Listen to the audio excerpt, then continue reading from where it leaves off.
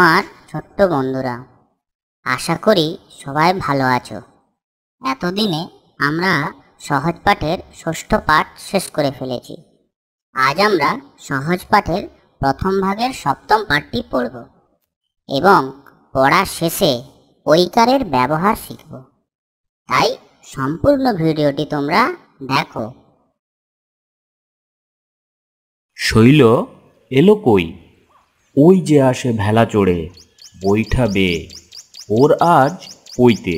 ওরে কৈলাস, দই চায় ভালো ভৈষা দই আর কই মাছ।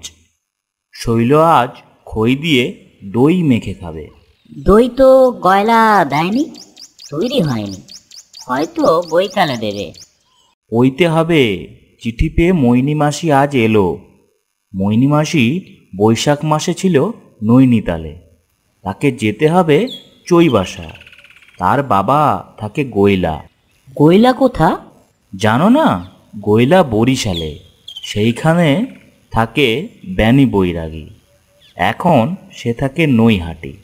আমাদের নবম স্বরবর্ণ হলো ওই।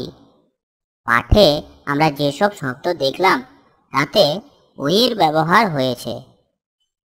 ওইকে আমরা ওই চিহ্নরূপে ব্যবহার করি, যেমন শৈল। এখানে তালিব বসয়ের সাথে ঐকার যুক্ত হয়ে হয়েছে সই, আর সইয়ের সাথে ল যোগ হয়ে হলো শৈল। তেমনি বৈঠা, বয়ের সাথে ঐকার যোগ হয়ে হলো বই। বই ও ঠা যোগ হয়ে হলো বৈঠা। তেমনি আরও কিছু শব্দ হলো কৈলাস, পৈতে, ভৈষা, দই, বৈকাল, বৈশাখ ইত্যাদি। আশা করি ভিডিওটি তোমাদের ভালো লেগেছে। এরকম ভিডিও করতে খুব পরিশ্রম ও সময় লাগে।